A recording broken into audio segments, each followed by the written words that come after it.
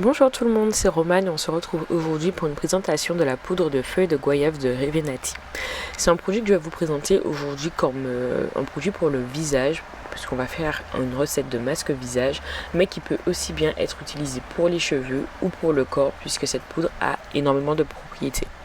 Pour la peau, elle permet de réguler les peaux grasses, resserrer les pores cutanés et de détoxifier. Pour les cheveux, elle renforce le cheveu, limite la casse, stimule la pousse et est un antipelliculaire. Pour faire votre masque, rien de plus simple.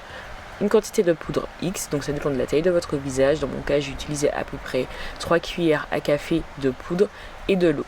L'objectif est d'avoir une consistance assez épaisse, mais pas trop non plus pour pouvoir l'étaler facilement sur votre visage.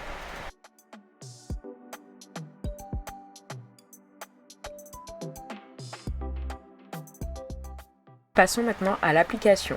Pour ce faire, j'utilise un pinceau plat que j'achète chez Yves Rocher et qui est idéal pour l'application des masques pour le visage. Comme vous pouvez le voir, il y a pas mal de grumeaux dans mon masque. Quand je me suis rendu compte de ça, j'ai rajouté une goutte d'eau et ça a permis de fluidifier le tout. Ce n'est pas gênant, mais c'est juste pour que l'application se fasse beaucoup plus facilement. On en applique partout sur le visage. Si vous avez une peau mixte, donc par exemple avec des zones de sécheresse, évitez celle-ci. Ce n'est pas mon cas, j'ai une peau normale à tendance grasse, donc je peux me permettre d'en appliquer vraiment partout sur le visage.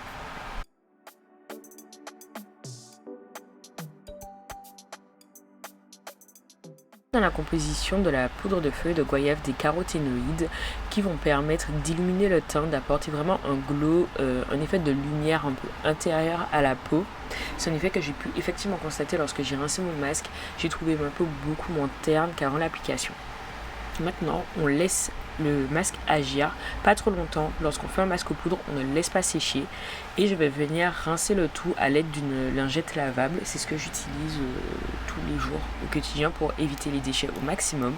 Je la trempe et ensuite je vais enlever le gros de mon masque avant de passer mon visage sous l'eau directement.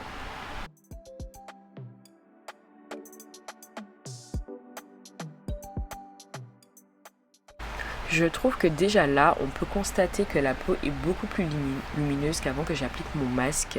Et ça, c'est vraiment l'effet des caroténoïdes qui va apporter ce côté vraiment un peu jaune, un peu orangé à la peau et qui va donner un effet bonne mine assuré. On dirait que je suis en bonne santé, que j'ai 8 heures de sommeil et que je bois énormément d'eau juste grâce à ça. Une fois mon visage rincé à grande eau, on va venir le sécher en tapotant avec sa serviette. On n'essuie pas, on ne frotte pas, on tapote pour absorber juste l'excès d'eau qu'il y a sur le visage. Ça va permettre d'éviter d'irriter la peau. Petite astuce.